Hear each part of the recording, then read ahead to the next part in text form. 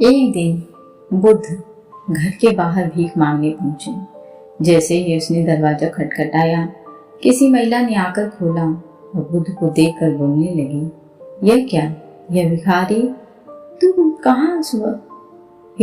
सुबह कहाँ से आया? इतना बोलकर तुरंत दरवाजा बंद कर दिया।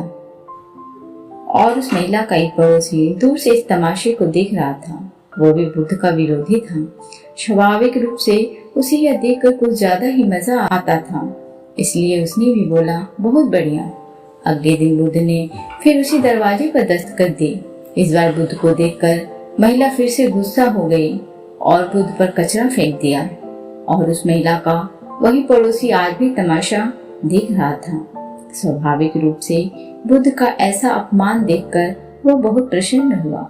इतना ही नहीं, बुद्ध की हालत देखकर वह जोर जोर से हंसने लगा। तीसरे दिन बुद्ध फिर उसी द्वार के सामने खड़े हो गए, लेकिन आज वह आदमी बुद्ध को फिर से देखकर आश्चर्यचकित रह गया। इससे पहले कि बुद्ध दरवाजा खटखटाएं, उन्होंने बुद्ध को रोका और कहा, मैं एक ब्राह्मण हूँ और मुझे हिंदू धर्म ग्रंथों के खिलाफ आपका बोलना बिल्कुल भी पसंद नहीं है, इसलिए मैं आपका कट्टर विरोधी हूँ। तो आपका अपमान देखकर मुझे खुशी होती है, लेकिन आज इस दरवाजे पर तीसरी बार खड़ा होना मुझे फिर से हैरान कर देने वाला है। मैं आपसे पूछना चाहता हूँ कि आप आज फिर यहाँ भीख मांगने क्यों आए, जबकि यह महिला 2 दिनों से आपका अपमान कर रही है। बुद्ध ने मुस्कुराते हुए कहा, यह आश्चर्य करने की बात नहीं है। आप चकित हैं क्योंकि आपको मानव मनोविज्ञान का कोई अनुभव नहीं है। किसी का अपमान करना या किसी पर कूड़ा फेंकना भी कुछ देना होता है। हर अपाकर्षण आकर्षण का ही एक रूप है। कल अगर किसी इंसान ने कचरा दिया होगा तो वह एक दिन वह खाना भी देगा। हालांकि वह व्यक्ति बुद्ध की इस बात से संतुष्ट नहीं था, फिर भी उसने मौन रहना जरूरी समझा। शायद वह यह सोच रहा होगा कि दरवाजा खटखटाओ, फिर देखते हैं। बुद्ध ने फिर दरवाजा खटखटाया। संयोग से उसी स्त्री ने आज फिर दरवाजा खोला और आज तो बुद्ध के सामने उसका क्रोध 7वें आसमान पर पहुंच गया और सही में उसे मारने के लिए हाथ में झाड़ू ले लिया। उसने झाड़ू उठाया तो जरूर, लेकिन बुद्ध के शांत चेहरे पर आ रही मुस्कान देखकर दूरी बनाए रखी। वह चाहकर भी बुद्ध पर वार नहीं कर सकी।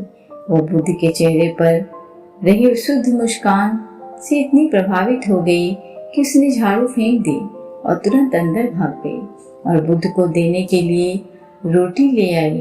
बुद्ध ने उस महिला को ऐसे धन्यवाद दिया कि वह महिला बुद्ध के चरणों में गिर गई और माफी मांगने के साथ रो पड़ी। बुद्ध ने किसी तरह समझा कर उसे शांत किया, लेकिन दूसरी ओर तमाशा देख रहे पड़ोसी को यह सब देखकर बुद्ध से लगाव हो गया। वो भी दौड़ता हुआ आया और बुद्ध के चरणों में गिर पड़ा और उनसे दीक्षा की मांग करने लगा। बुद्ध हंसे और बोले, मैंने कभी किसी के घर से इतनी बड़ी भीख नहीं मांगी, फिर भी आज भोजन के साथ साथ एक शिष्य भी मिल गया। इस कहानी से यह मालूम पड़ता है कि सकारात्मकता और झुकाव ही इंसान सभी रोगों की दवा है, जिस वजह से सांसारिक और सन्यासी के प्रति नफरत और प्रेम में जरा सा भी अंतर नहीं है, क्योंकि मन के स्तर पर प्रेम और सांसारिक सन्यासी के बीच नफरत की लेन देन होने में थोड़ी सी भी देर नहीं लगती। मन तभी शांत और स्थिर रह पाता है जब वह सभी तरह के लेन देन से ऊपर उठ जाए। इसलिए मिटा दे नफरत के बीच, बस दिल में सिर्फ माफ करने और प्रेम से भरी भावना रखें। आप हमेशा सुखी जीवन बिताएंगे। कभी कभी हम अपने जीवन में अपनी स्थितियों से असंतुष्ट हो जाते हैं, हमारे सपने टूट जाते हैं और हम थक जाते हैं। इसका कारण हो सकता है कि हमारे विचार कृतियों में कुछ बदलाव की आवश्यकता होना। खुद को बदलो का मतलब यह नहीं है कि हमें अपने आत्मसम्मान या अपनी मूलभूत पहचान से प्यार खो देना चाहिए, बल्कि इसका मतलब है कि हमें अपने गुणों, विचारों और कृतियों में सुधार करके अपने लक्ष्य की ओर बढ़ना चाहिए। खुद को बदलने का पहला कदम है स्वयं जागरूकता। हमें अपने विचारों और कृतियों को समझना और मान्यता देना होगा। कि हमारे पास समय है और हम कुछ भी कर सकते हैं। दूसरा, हमें अपने लक्ष्यों की प्राप्ति के लिए मेहनत और समर्पण करने की आवश्यकता है। यह संघर्ष से भरपूर हो सकता है, लेकिन हमें कभी हार नहीं माननी चाहिए। तीसरा, हमें सकारात्मक बदलाव की ओर बढ़ने के लिए साहस और आत्मसंवाद की आवश्यकता है।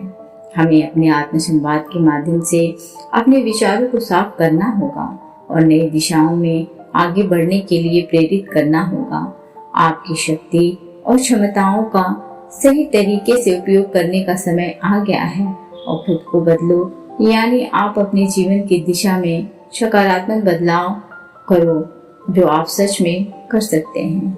आइए हम सभी मिलकर अपने आप को पहचानें, अपने गुणों में सुधार करें और अपने सपनों की ओर आगे बढ़ें। यह आपकी ताकत है और आप इसे अपने लाभ के लिए प्रयोग कर सकते हैं। आजकल का जीवन तेजी से बदल रहा है और हम सभी को अपने मानसिक स्वास्थ्य का ध्यान रखने की आवश्यकता है।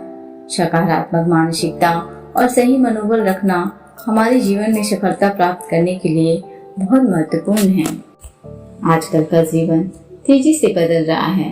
जीवन में कभी कभी हालात हमारे खिलाफ हो सकते हैं, लेकिन हमें इससे हार नहीं माननी चाहिए। सकारात्मक मानसिकता को साथ लेकर हम हर चुनौती को पार कर सकते हैं।